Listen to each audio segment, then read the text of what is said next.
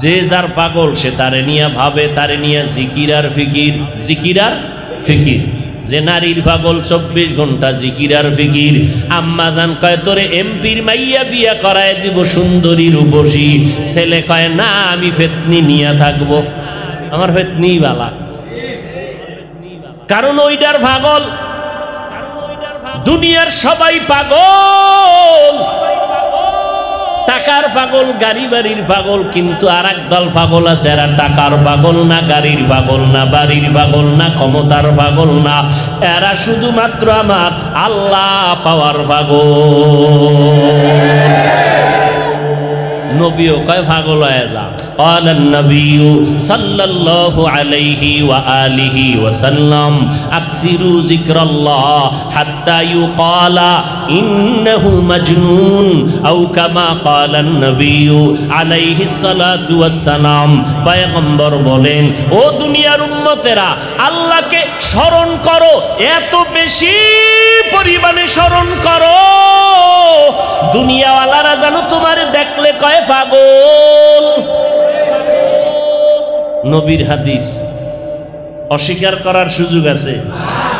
নবীর স্পষ্ট হাদিস, এত বেশি আল্লাহর জিকির করো, স্মরণ করো যেন দুনিয়াওয়ালারা তোমারে পাগল বলে। যেদিন তোমারে তোমার আমলের কারণে, ইবাদতের কারণে, জিকিরের কারণে, কোরআন পড়ার কারণে, নামাজ পড়ার কারণে, বেশি বেশি ইবাদতের কারণে তোমারে বাসে বয়ে বলবে লোকটা কি পাগল, শুকর আদায় কর তোর ইবাদত কবুল হয়ে গেছে। দুনিয়ার পাগল হইবেন না আল্লাহর। আল্লাহর পাগল হয়ে মরেন। সবাই তো পাগল, সবাই তো পাগল, কিন্তু দুনিয়ার পাগল হইও না, আল্লাহর পাগল হও। কার পাগল? আল্লাহর পাগলের আহার হাসরের ময়দানে আর সে আজিমের নিচে ছায়া পাবে আল্লাহর পাগল। আর সে আজিমের নিচে পাগল ছায়া পাবে আল্লাহর ইশক ও মুহাব্বতের পাগলামিতে যারা জীবন কাটাইল। নবী বলেন 7টা গুণওয়ালারা আর সে আজিমের নিচে ছায়া পাবে। এর মধ্যে একটা গুণ হলো যার কলিজার মধ্যে মসজিদের মোহাব্বত লটকানো। বাইরে গেল পেরেশানি, মসজিদে আজান হবে কখন, জামাতে যাব কখন, মসজিদের তামান্না দিলের মধ্যে 1 সেকেন্ড কমে না। এজন্য নবী বলেন, উম্মতেরা ওযু বানাইয়া ঘর থেকে তুমি বের হইয়া মসজিদের দিকে যাইতেছো, জামাতে নামাজ আদায় করবা, তোমার কদমে কদমে কদমে সওয়াব লিখতেছে ফেরেশতারা। মসজিদে ঢুকলেন কোন পাও দিয়া? ডান পাও দিয়া। ঢুকার পর ঢুকতে গিয়া আল্লাহর নবীর আগে সালাম দাও, দরুদ পড়ো, তারপরে দোয়া, বিসমিল্লাহি ওয়াসসালাতু ওয়াসসালামু আলা রাসূলিল্লাহ আল্লাহুম্মা ইফতাহলি আবওয়াবা রাহমাতিক। এইবার ঢুকছনি? বলে ঢুকছি। ঢুকে দেখো জামাতের বাকি কত? কয় 5 মিনিট বাকি। আল্লাহর বান্দা চুপ করে বসে গেল, অপেক্ষায় আছে ইমাম সাহেব আসবেন, জামাত 5 মিনিট পরে শুরু হবে। নবী বলেন, আল্লাহ অর্ডার দিয়া কয়, এ ফেরেশতা এই বান্দা অপেক্ষা করে কেন? কয় নামাজের অপেক্ষা। কয় আমল নামায় লেখ এখনো সে নামাজ পড়তেছে। নবী বলেন, কেউ যদি এশার নামাজ পড়ে ঘুমাও, ঘুম থেকে উঠে যদি আবার ফজরের নামাজ পড়ো, আল্লাহ কয় ফেরেশতা আমল নামায় লেখ এই ঘুমটাও ইবাদতের পাল্লায় উঠায় দিব। আতিনা ফি দারে দুনিয়া না হাসান, আতিনা ফি দারে উকবা না হাসান। সব মানুষ জাহান্নামে যাবে, কয় গুনাহগাররা যাবে না? ভুলে গেছেন? 1 নাম্বার গুণের নাম ঈমান, 2 নাম্বার গুণের নাম নেক আমল। খুব খেয়াল করেন, সূরা আসর যে পাওয়ার বুঝেন ভালো করে। 1 নাম্বার গুণের নাম ঈমান, 2 নাম্বার গুণের নাম নেক আমল। আল্লাহর উপরে বিশ্বাস, আমি আল্লাহ মানি, কোরআন মানি, হাদিস মানি, জান্নাত মানি, জাহান্নাম মানি, কিয়ামত মানি, আমি সব মানে নিলাম। মানলে হবে না, বাস্তবায়ন করো। আল্লাহকে মানি বললে হবে না, আল্লাহর হুকুম মতো জীবন চালাও। এবার নামাজ পড়া শুরু করলাম, আল্লাহর হুকুম মতো পর্দা করি, আল্লাহর হুকুম মতো হালাল খাই, আল্লাহর হুকুম মতো জীবন চালাই। তাহলে আমার মধ্যে দুইটা গুণ পাওয়া গেল, ঈমান আর আমল। কি পাওয়া গেল? ঈমান আর আমল। আরো বাকি কয়টা? দুইটা। এখন একজনে ইমানদার, নামাজও পড়ে, পর্দাও করে, হালাল খায়, এরপরও জান্নাত রেডি। আরো বাকি কয়টা? ঈমান আর আমলের হক হলো আমার আল্লাহর। বাকি যে দুইটা হক আছে, গুণ আছে, এই দুইটা গুণের হক বান্দার। আল্লাহটা মাত্র আদায় করলেন, বান্দারটা আদায় করা লাগবে, নাইলে ভিডা। আল্লাহর হকে যদি একটু কমতি করেন, আল্লাহ পূর্ণ করে দিবেন, কিন্তু বান্দার হক নষ্ট করলে উপায় নাই। বান্দার হক আদায় করো, না হয় কিয়ামতের দিন কত তোমাকে শাস্তি ভোগ করা লাগবে। ঈমান আছে, নেক আমল করেন, পিশাবের দরবারে যান, পাগড়ি পেঁচান, তাবলিগে চিল্লা দিলেন, নামাজও পড়েন, পর্দা করেন, হালাল খান, ঈমানও আছে, আমলও আছে, এরপরও বাহাদুরি করবা না, জান্নাত রেডি না। আরো গুণ আছে দুইটা। এখন মাত্র আল্লাহর হক আদায় করতেছো, পরিপূর্ণ না পারলেও চেষ্টা চলতেছে, কিন্তু বান্দার হক আরো দুইটা আছে। বলে কি? বলে বান্দার হক দুইটার একটা হলো ঈমান আমলের দাওয়াত অন্যকে দাও, যারা বিরোধিতা করে তাদের বাধা দাও। এই বুঝামু কখন টাইম আছে নি? হায় হায় হায়, ঈমান আমল আছে কিন্তু জান্নাত রেডি না। বান্দার হক দুইটা রইছে, কি? ঈমান আমলের দাওয়াত অন্যকে দাও, যারা ঈমান আমলের বিরোধিতা করে বাধা দাও। বাধা দিতে গেলে ফিডা আসবে, সবর এখতিয়ার করো। ওয়াতাওয়াসাউ বিস-সবর, ধৈর্য ধারণ করো। ধৈর্য ধারণ মানি, ওরে নামাজের দাওয়াত দিছি, ওরে দাওয়াত দেওয়ার পর কায়া ভুলেও আবি না, দাওয়াত দেবি না। এখন আমি ঘরের মধ্যে দরজা, আমার দায়িত্ব শেষ, ছেলেরে কইছি নামাজ পড়, ছেলে কয় বাবা তোমারটা তুমি পড়ো, আমারে নিয়ে টেনশন করবা না। বাবা একা আমার দায়িত্ব শেষ, কয় না না না, ওই সন্তানের পায়ে ধরে ধরে বারবার দাওয়াত দাও। যদি তোমার উপর আক্রমণ আসে, আক্রমণের রক্তের ফোঁটাটা নেকের পাল্লায় চলে যাবে, এরপরও বাতিলের ভয়ে তোমার দাওয়াত বন্ধ করা যাবে না। অন্যকে দাওয়াত দিবেন, এক নাম্বার কথা। অন্য কারা? নাম্বার দুই, দাওয়াতের সিস্টেম কি? একজনে নামাজ পড়ে না, কানে দইরা কইবেন নামাজ পড়। একজনে রোজা রাখে না, ঘরের মধ্যে ঢুকাইয়া জানালা দরজা আটকায় বলবেন ঘুমা সারাদিন রোজা।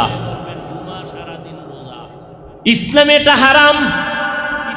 কাউকে জোর করে কানে ধরে নামাজি বানানো যাবে না, বানাইলে সওয়াব হবে না। এই জন্যই কিন্তু ৬০০০ আয়াতে আল্লাহ ওয়াজ করেছেন। প্রশ্ন শেখানো আছে, বিধানের আয়াত ৫০০ কেন, ওয়াজের আয়াত ৬০০০ কেন? ওয়াজের আয়াত এত বেশি কেন? কয় যে কাউরে ডান্ডা বেরি দিয়া নামাজি বানানো যাবে না, মারা যাবে না, গালি দেওয়া যাবে না। কয় তাহলে কেমনে? কয় ওয়াজ কর। কয় কত পরিমাণ? কয় ৬০০০ আয়াতের ওয়াজ লাগায়া দাও, এমন ভাবে বয়ানটা শুরু করো, তোমার বয়ানে পাগল পারা হইয়া মোহাব্বতে জানো এমন হয়ে যায়, ডান্ডার বাড়ি দেওয়া লাগবে না, মোহাব্বতে যেন বলে নামাজ আর ছাড়ব না।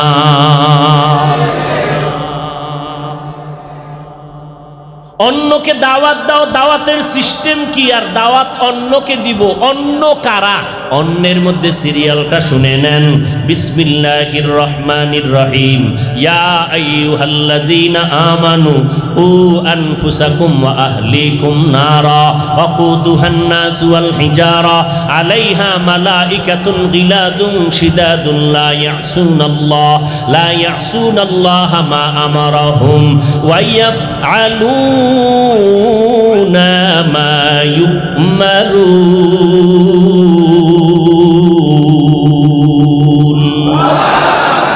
আল্লাহ বলেন, ও মুমিনেরা, জাহান্নাম থেকে নিজেকে বাঁচাও, এরপরে তোমার আহালকে বাঁচাও। তাহলে ঈমান আছে, আমল আছে, নিজে মোটামুটি বাঁচলেন, এবার দায়িত্ব কি? আহালকে। আহাল কারা?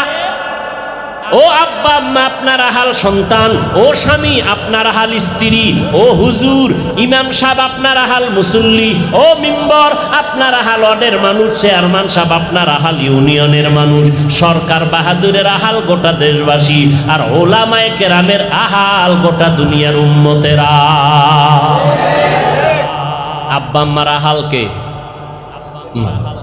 সন্তান, সন্তানের দাওয়াত দাও কোন সময়?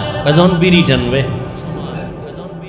হ্যাঁ, মদিনার নবী কয় শুনো, 7 বছর যখন বয়স হবে নামাজের মুসাল্লায় দাঁড় করাও, 10 বছর যখন হবে তেরামি করলে 2-1টা শাসন লাগলে করো, তারপরও নামাজ পড়াও, বড় হইলে কন্ট্রোলে রাখতে পারবা না, অতএব ছোট থেকেই তুমি কন্ট্রোলে নিয়ে নাও।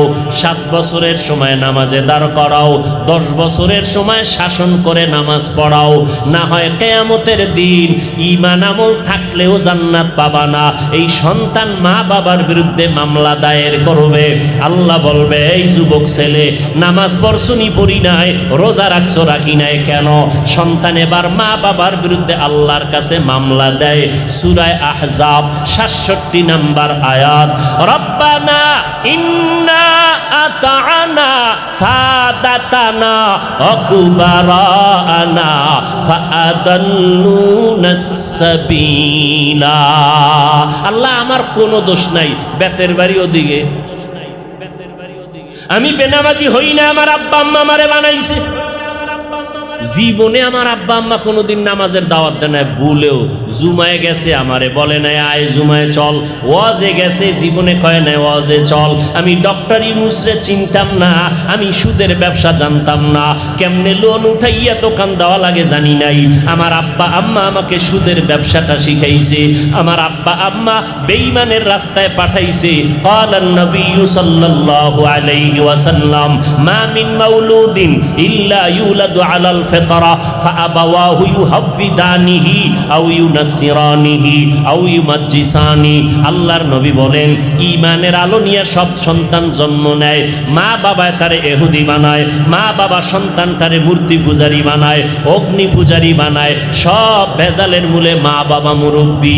এবার সন্তানের আল্লাহ কইব বিচারটা তো ঠিকই দিলি, তোরে আমি বিবেক দিছিলাম নি, বিবেক আল্লাহ দিছিলেন, তো বিবেক দিয়া ভালো মন্দ যাচাই কইরা সঠিক পথে চললি না কেন? তোর মতো বহু ছেলে মা বাবায় দাওয়াত দেয় নাই, জোর কইরা নামাজে গেছে, জোর কইরা তাবলিগে গেছে, জোর করে কোরআন শিখছে, মা বাবারে বাদ দিয়ে গিয়ে কোরআন শিখছে, তোর বিবেক দিয়া সঠিকটা গ্রহণ করলি না কেন? সন্তান বলবে আল্লাহ ভুল হয়ে গেছে। আল্লাহ কইবে এবার তোর বিবেকের বিচার হবে। ইন্না সামআ ওয়াল বাসারা ওয়াল ফুআদ কুল্লু উলাইকা কানা আনহু মাসউলা। এবার সন্তান কইব বিচারটা যেহেতু করবেন আমার একটা দাবি আছে। কি দাবি? রব্বানা আতিহিম যিফাইনি মিনাল আযাব ওয়ালআনহুম লা'নান কাবীরা। আমারে ফিডা যা দিবা তার ডবল ফিডা মা বাবারে দেওয়া লাগবে। ও হাজী সাহেব, পিসাবের মুরিদ তাবলিগওয়ালা ভাই, আপনার হজের দৌরত্ব আর ভাওয়ার কত মাইয়া বলার বিয়ার সময় টের পাওন যায়নি, কিচ্ছু দাবি নাই, ভিতরে ভিতরে কয় এটা দিল না, এটা কি মানবতা হইল নি? এ খাট দিল না, ভালো দিল না, বিদেশে যাওয়ার ভিসা দিল না, এটা হইল? মানুষত্ব নাই এদের ভিতরে। উফরে উফরে কয় কিচ্ছু চাই না, খালি মাইয়াটা দিও। ভিতরে ভিতরে কয় সব চাই। এর মধ্যে বড় চাই কি? বিদেশ যাওয়ার ভিসা। আছে না নাই? আপনাদের দিকে নাই? হ্যাঁ, একটা বিয়া করবে, নিয়ত কি কয় ভিসা লইছি হরু বাড়িতে, যাবি কই বাইরে, তোর বউ পাহারা দিবে কে? আমার ছোট ভাই আছে না।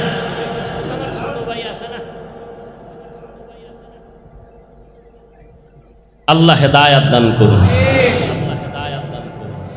অন্যকে দাওয়াত দেওয়ার প্রথম সিরিয়াল সন্তান আহাল। স্বামী যারা আছে আপনার আহাল স্ত্রী তাকে দাওয়াত দেন। তার মানে আপনি নিজে আগে ঠিক হওয়া লাগবে না, আগে নিজে নামাজ পড়বেন, স্ত্রীকে নামাজের দাওয়াত দিবেন। পয়গম্বর বলেন, এই স্বামী, সকালবেলা ঘুম থেকে উঠবা ফজর পড়তে, তুমি যদি আগে সজাগ হও, স্ত্রীকে ডাক দাও, যদি ডাকে শুনতে না পায় হালকা চেহারায় পানির ছিটা মারো, উইঠা নামাজ পড়বে, ওর পূর্ণ সওয়াব তুমি পাইবা। এই আম্মা জান, আপনি যদি স্বামীর আগে সজাগ হন, আপনি ওইটা স্বামীরে ডাক দিবেন ফজরের নামাজের জন্য, যদি শুনতে না পায় চেহারার মধ্যে হালকা পানির ছিটা দিবেন, এই সওয়াব আপনি পেয়ে যাবেন নামাজের।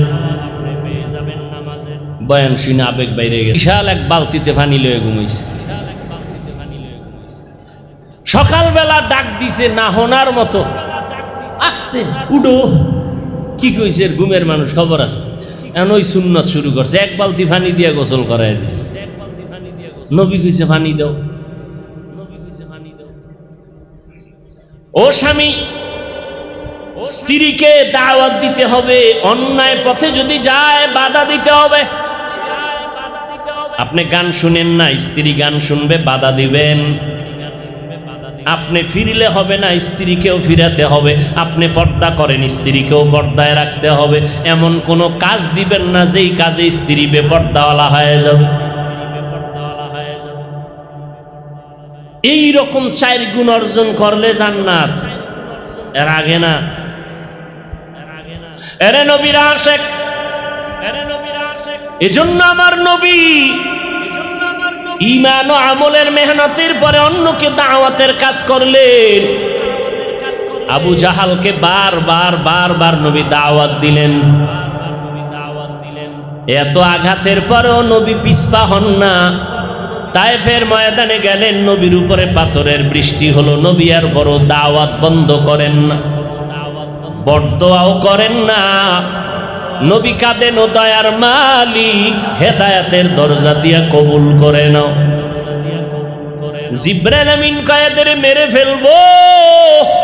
নবী বলেন, এদের মারবা না, এরা জানে না আমি মুহাম্মদকে, যদি জানতো আমার গায়ে পাথর মারত না। এরা জানেন আমি বড় ইতিম, এরা জানেন আমার মা নাই, আমার বাবা নাই, জানলে পাথর মারত না। আমি বরদোয়ার জন্য আসি নাই, আমি দোয়ার জন্য আসছি। একদিনে দের দ্বারা দিনের বড় কাজ হবে। এরে নবীর উম্মতের দল, আমার নবী কষ্ট করে করে করে করে দিনের কাজ করলেন, পিছপা হন নাই। ঘরের চতুর্দিক থেকে খালি আক্রমণ, নবীকে হত্যা করে ফেলবেন। আমার মায়ার নবী তারপর দাওয়াত বন্ধ করেন নাই। মক্কার মুশরিক বেঈমানেরা বলে, ও আব্দুল্লাহর সন্তান, বাড়ি চাও, গাড়ি চাও, ক্ষমতা চাও, দিব, দাওয়াত বন্ধ করো, আমাদের মূর্তি পূজার বিরুদ্ধে কথা বলবা না। মায়ার নবী কাঁদতেছেন, দাওয়াত বন্ধ করেন নাই। ওই বেঈমানেরা এত কষ্ট দিয়ে আমার মায়ার নবীর জন্মভূমি পর্যন্ত ত্যাগ করাতে বাধ্য হলো। রাতের গভীর আমার নবী মদিনার পথে হিজরত করেন দিনের জন্য, কিন্তু দিল চায় না মক্কার ঘর ছেড়ে যাবে। যখন আমার নবী চলছে, আবু বকরের দরজায় গিয়া দাওয়াত দিন, আওয়াজ দিলেন, সালামু আলাইকুম ইয়া আহলাল বাইত। ঘরের থেকে রাতের বেলা রাস্তায় আওয়াজে আবু বকর বলেন, লাব্বাইক ওয়া সাদাইকা ইয়া রাসূলুল্লাহ, আমি হাজির। গভীর রজনীতে আপনি কি ঘুমান নাই? আবু বকর চোখের পানি ছেড়ে কাঁদেন আর বলেন, পয়গম্বর, বহু আগে আপনি আমার কানে আওয়াজ দিছিলেন, দিনের হিজরতের পথে আমি আপনার সঙ্গী হতে পারি। আল্লাহর জাতের কসম, দিনের বেলা যত ব্যস্ত থাকি আর কিছুই করি, রাতের বেলা দরজার কিনারায় দাঁড়াইয়া দাঁড়াইয়া নবীর অপেক্ষা করি। যদি আমার নবী আসি আবু বকর বলে ডাক দেয় আর আমি ঘুমায় যাই, শত্রুদের আক্রমণ নবীর উপরে চলে আসবে। নবী যদি বেঁচে থাকতে না পারে, আমি আবু বকর বেঁচে থাকার কোনো সার্থকতা নাই। ও নবী, সেই দিন থেকে রাতের বেলা একটা সেকেন্ড আমি বিছানায় পিঠ লাগাইয়া ঘুমাই না, অপেক্ষা করি। নবী, আমি আপনার অপেক্ষায় থাকি আপনার কথা পালন করার জন্য। আমার মায়ার নবী আবু বকরকে নিয়ে রওনা মদিনার পথে, অন্ধকারের পথ। নবীর চেহারার আলোতে অন্ধকার আলো হয়ে যায়। হাঁটতে ভাবতেছেন পাথরওয়ালা পথ, গুহার কিনারায় যাইয়া নবী উঠবেন। আবু বকর একবার ডানে যায়, একবার পাশ বামে যায়, একবার সামনে পেছনে। নবী বলেন, আবু বকর এমন কেন করেন? বলে, পয়গম্বর আমি ডান পাশে যাই, কেন যেন ভয় লাগে দুশমন বাম দিক থেকে আপনাকে আঘাত করবে। আমি দৌড়াইয়া বামে যাই, আবার ভয় লাগে পেছন দিক দিয়া না জানি আক্রমণ হয়। যেই নবীর শরীরে মশা পড়া হারাম, মাছি পড়া হারাম, ওই নবীর শরীরে দুশমন তরবারির আঘাত করবে, আমি আবু বকর বরদাস্ত করতে পারবো না। এই জন্য আমি একবার সামনে যাই, পেছনে যাই। হঠাৎ একটা পাথরের সাথে বাড়ি লেগে নবীর পাও ফেটে গেল, আঙ্গুল থেকে রক্ত বের হওয়া শুরু হয়ে গেল। ওদিকে দুশমনের আক্রমণ, আবার অন্ধকার রাত, নবী আশ্রয় নিবেন, হাঁটতে পারেন না। আবু বকর বলে, নবী আমার কাঁধে উঠেন, আমি রহমতের নবীর নিয়ে আমি একটু সামনে আগাইতে চাই। ওই গুহার মুখে গিয়া ওই গর্তের ভিতরে নবী আর আবু বকর প্রবেশ করলেন। দুশমন পেছনে ঘুরতে ঘুরতে ঘুরতে ঘুরতে গুহার সামনে গিয়া দাঁড়ালো। নিচে তাকাইলেই দেখবে আমার নবী আর আবু বকর। নবী আবু বকরের রানের উপরে মাথা মোবারক দিয়া বিশ্রামে চলে গেলেন। ওদিক দিয়ে আমার আল্লাহ দ্রুত কবুতর দিয়া ডিম দিয়া তা দিলেন, মাকড়সার জাল বুনায়া। দুশমন আইসা ঘুরে কিন্তু ওই জায়গায় নজর পড়ে না। আল্লাহ হেফাজত করার জন্য যথেষ্ট হয়ে গেলেন। ও নবীর আশেকের দল, আমার নবীর উপরে একটা আক্রমণ আসবে, এই জন্য আবু বকর পাগল হয়ে গেলেন। ওদিকের ঘটনা আপনারা জানেন। গর্তের মুখগুলো চাদর ছিঁড়ে ছিঁড়ে ছিঁড়ে ছিঁড়ে বন্ধ করলেন। একটা গর্তে সাপ আমার নবীর সাথে মোলাকাতের জন্য দীর্ঘদিন অপেক্ষা করতেছিল। ওই গর্ত আটকানের কাপড় নেয় আবু বকর পায়ের তালু মোবারক দিয়ে আটকায়া ধরলো। সাপ হালকা আঘাত করলো, পুরা শরীরটা বিষে জর্জরিত হয়ে গেল। আবু বকর কান্দে কিন্তু আওয়াজ দেয় না। আমার নবী একটু বিশ্রামে আছে, না জানি নবীর বিশ্রাম ভেঙ্গে যায়। কিন্তু আবু বকরের অজান্তে চোখের এক ফোঁটা পানি নবীর শরীর স্পর্শ করে। নবী তাকায় দেখে আবু বকরের চোখে পানি। নবী বললেন, আবু বকর আপনার চোখে পানি কেন? নবী আমাকে এই সাপে আঘাত করেছে, এই জন্য ভেতর থেকে আমার বিষে জর্জরিত কান্নার আওয়াজ। আল্লাহর নবী সাথে সাথে তুতু মোবারক দিলেন, বিষটা পানি হয়ে গেল। এরে নবীর আশিক, এই তো নবীর উম্মত, অনুসরণ আর অনুকরণ যারা করবে নবী বলেন তারা জান্নাত পাবে। এরে নবীর আশিকের দল, আজকে দুনিয়ার কোনো হিন্দু, কোনো বৌদ্ধ, কোনো ইহুদি, কোনো খ্রিস্টান নবীরে মানবে না, নবীর দাওয়াত গ্রহণ করবে না, নবীর রেখে যাওয়া সুন্নতের আদর্শ পালন করবে না, নবীর রেখে যাওয়া আদর্শ পালন করবে, অনুসরণ করবে মুসলমানেরা। ও মুসলমান যুবকেরা, বৃদ্ধ বাবাজি, পর্দার আড়ালের মা বোনেরা, এত বয়ান, এত বয়ান, তাবলীগওয়ালাদের বয়ান, পীর সাহেবদের বয়ান, আল্লাহওয়ালাদের বক্তাদের বয়ান, জুমার দিনের বয়ান, এরপরেও কেন নবীর সুন্নত অনুযায়ী টুপি পরো না রে বাবা, দাড়িটা লম্বা করো না? মনে মনে ভাবছো কি হুজুরের কথা মিথ্যা, কোরআন মিথ্যা? না রে বাবা, আল্লাহর কোরআন সত্য ১৫০০ বছর হয়ে গেল, একটা ভুল কেউ বের করতে পারে নাই। বরং বহু বিধর্মীরা কোরআনের সামনে গিয়া মাথা নত করে মুসলমান হয়ে গেল। আল্লাহর কোরআন সত্য, নবীর কথা সত্য। ওই কোরআনে জান্নাত আর জাহান্নামের বয়ান আছে নিরে যুবকেরা, বলো ওই বয়ান সত্য না মিথ্যা? কে জান্নাতে যাবে, কে জাহান্নামে যাবে আল্লাহ তাও বলেছেন। ইন্নাল আবরারা লাফি নাঈম ওয়া ইন্নাল ফুজ্জারা লাফি জাহিম। নেক আমলওয়ালারা জান্নাতে যাবে, গুনাহ যারা করবে তারা জাহান্নামে যাবে। জান্নাতটা কেমন আরামের ঘর আল্লাহ তাও বয়ান করে বলেছেন। মা তাশতাহি আনফুসুকুম, জান্নাত এমন একটা শান্তির জায়গা, তোমার মনে মনে যা চাইবা আল্লাহর কুদরতের সামনে তা হাজির হয়। হয়ে যাবে। কোনো মানুষ বুড়া হবে না, কোনো মানুষ কালো হবে না, দাড়িওয়ালা হবে না, ওই জান্নাত পাইয়া কেউ বের হইতেও চাইবে না। কিন্তু যারা গুনাহগার, এদের জন্য আল্লাহ কোরআনে বলেছেন তারা জাহান্নামে যাবে। জাহান্নামটা কেমন ভয়ঙ্কর আল্লাহ তাও কোরআনে বয়ান করেছেন, নবীও বয়ান করেছেন। একটা কথা মিথ্যা না রে বাবা। এরপরও তোমরা চোখের সামনে তাকাইয়া দেখো, আল্লাহর কোরআন নবীর আদর্শ নিয়ে যারা চলে তাদের সম্মান মোটেও কমে নাই। ও যুবক, তুমি কেন পারবা না?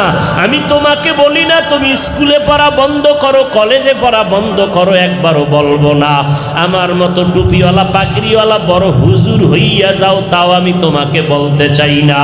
বরং তুমি স্কুলে পড়ো আলহামদুলিল্লাহ, কলেজে পড়ো আলহামদুলিল্লাহ, চাকরি করো, ব্যবসা করো আলহামদুলিল্লাহ, ডাক্তার হও, ইঞ্জিনিয়ার হও, প্রফেসর হও, একজন এসপি হও, ডিসি হও আলহামদুলিল্লাহ।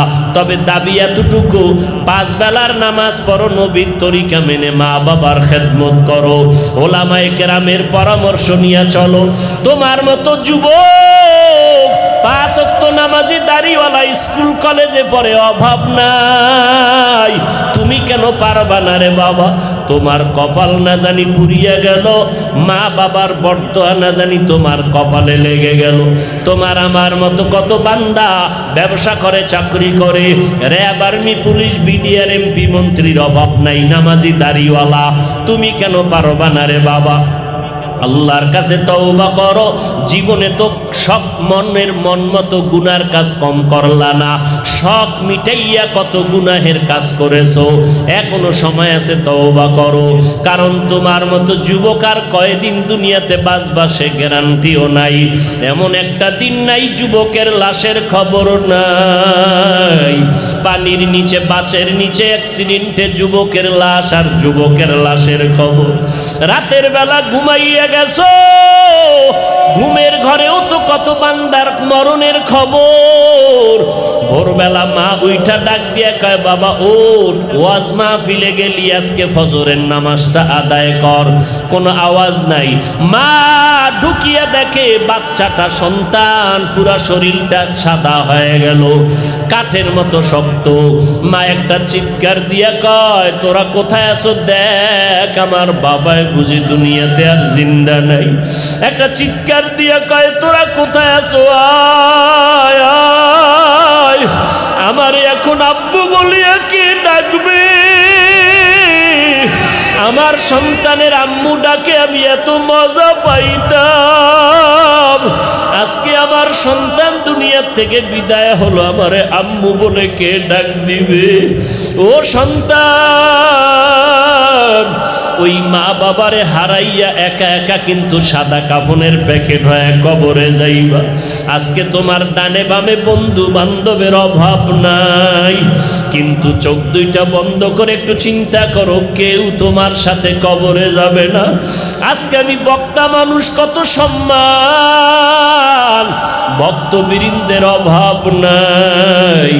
যেদিন মরণের খবর হবে, তোমাকেও 3টা সাদা কাফন, আমাকেও 3টা সাদা কাফনের প্যাকেট বানাইয়া ওই কবরে মাটির চাপা দিয়া সবাই বিদায়। কবরে কেউ নাই। কই আমার এত ভক্ত, এত বন্ধুরা কেউ নাই। এখন আমার কবরে আমি একা হয়ে গেলাম। আমার কবরে এখন অন্ধকার, বাতি নাই, কোনো আলো নাই, বিছানা নাই। আমার ডানে বামে উপরে নিচে মাটি। ওই কবরে এখন আমার সুয়াল জবাব শুরু হয়ে যাবে। 2জন ফেরেশতা আসিয়া হাজির হয়ে যাবে। আমার মা যতই কান্না করে, কেউ কবরে আর আসবে না। আমার বাবা আমার কবরে যাবে না। আমার বন্ধু আর টেলিফোন করে খবর নিবে না। আমার বাচ্চাগুলো আব্বু আব্বু বলে কাঁদবে আর বলবে, আবার আব্বুরে তোমরা কই নিয়ে যাইতেছ? আমার আব্বু হারা হয়ে গেলে কারে আব্বু বলে ডাকবো? কারে আব্বু বলে ডাকবো রে যুবক? পাও দুইটা যদি আগায় দাও, পায়ে হাত রেখে বলি, নামাজ বাদ দিও না রে যুবক, আর দাড়িটা কাইটা আমার নবীর কাদাইস না রে যুবক। পায়ে হাত রেখে বলি মাওলার কাছে তওবা করো আর কাঁদো। নবী বলেন জাহান্নামের কথা শুনিয়া যদি এক ফোঁটা চোখের পানি ছেড়ে মাওলার কাছে মাপ চাইতে পারো, আমার মাওলার কুদরতি অন্তরে জোশ এসে যাবে। সন্তান হাজার অন্যায় করিয়া যদি মাকে বলে, কান্না করে যদি কয় মা মাফ করিয়া দাও, ওই মা বাবায় সন্তানের চোখের পানি বরদাস্ত করতে পারে না। মা কোলে নিয়ে বলবে বাবা কাঁদবি না, আমি তোর চোখের পানি বরদাস্ত করতে পারি না। ওই মায়ের মায়ার থেকে কি আমার আল্লাহর মায়া কম? ওরে আমার আল্লাহকে যদি মনের মতো আল্লাহ বলে ডাক দিতে পারো, আর এক ফোঁটা চোখের পানি ছেড়ে যদি ক্ষমা চাইতে পারো, আল্লাহকে যদি বলতে পারো আল্লাহ শয়তানের ধোকায় পড়ে গুনাহ করে জীবন নাপাক করেছি, আজকে আমারে সবাই বক্তা বলে, মাওলানা বলে, কত সম্মানের চেয়ার আগাইয়া দেয়। আমার বন্ধু বান্ধবেরা জানেন আমি কত বড় গুনাহগার। আমি একা একা গুনার কথা স্মরণ করে দেখলাম, গুনার কারণে আমার হাত না পাক, আমার চোখ না পাক, আমার জিহ্বা না পাক, অন্তর না পাক। কিন্তু আমার আল্লাহ জানার পরও রাগ করিয়া পানি বন্ধ করেন নাই, বাতাস বন্ধ করেন নাই, আমার খানা বন্ধ করেন নাই। ও আল্লাহ, তোমার কাছে আজকে তওবার নিয়তে রেডি হয়ে গেলাম। আমার মতো যুবক যদি স্কুল কলেজে পড়িয়া দাড়ি রাখে, নামাজ পড়ে, আমি আজকে থেকে আর ছাড়ব না।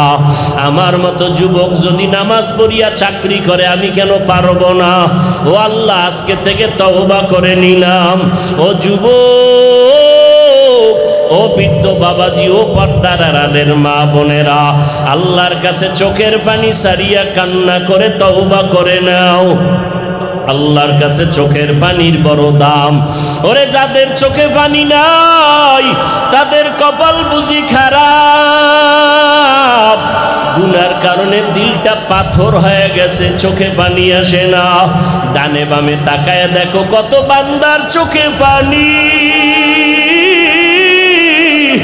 দুনিয়ার ঘরে আগুন লাগলে পানি ছাড়া যেমন ঠান্ডা করা যায় না, গুনার কারণে জাহান্নামের আগুন চোখের পানি ছাড়াও ঠান্ডা করা যাবে না। যাদের চোখে পানি নাই, কান্নার বাহানা করো। কান্নাওয়ালার কাছে একটু হাত বাড়াইয়া দোয়া নাও। ও কান্নাওয়ালার একটু দোয়া করিও, আমগো কপাল বুঝি খারাপ। গুনার কারণে আল্লাহ বেজার, চোখে পানি নাই। ও যুবক, ওই মা বাবার খেদমত করো, মা বাবার দোয়া নিয়ে চলো। ওলামায়ে কেরামের বিরোধিতা করে বরদোয়া নিও না, নেক আমল করো। আর নামাজ ছাড়বা না, বেপরদায় চলবা না, দাড়ি কাটবা না, আর নবীর সুন্নতের বাহিরে চলবা না। স্কুল কলেজে পড়ো, যা করো, চাকরি করো, ব্যবসা করো, নবীর তরিকা মেনে নামাজ পড়বা। ওলামায়ে আহলে হকের পরামর্শ নিয়ে চলবা, নবীর তরিকায় চলবা, ঈমান আমল মজবুত করিয়া চলবা। আল্লাহর কাছে মনে মনে যদি খুলিয়া বলতে পারো তওবার নিয়তে, আল্লাহ কত বড় দয়ার মালিক। আল্লাহ বলেন আমি তো কত বড় বড় বেঈমানকেও মাফ করে দিয়েছি, কত বড় বড় জিনাকারেরও আল্লাহ মাফ করেছেন। আমরা তো মায়ার নবীর উম্মত, আমাদের আল্লাহ কেন মাফ দিবেন না? আমরা জাহান্নামের আগুনে গেলে আল্লাহর তো কোনো লাভ হবে না। ওই আল্লাহর কাছে তওবা করো, চোখের পানি ছাড়ো, আর বলো আল্লাহ তুমি মাফ করিয়া দাও। আমার আল্লাহ তোমার জীবনের সব গুনাহ তওবার মতো তওবা করিয়া চোখের পানি ছাড়লে মাফ করিয়া দিবেন।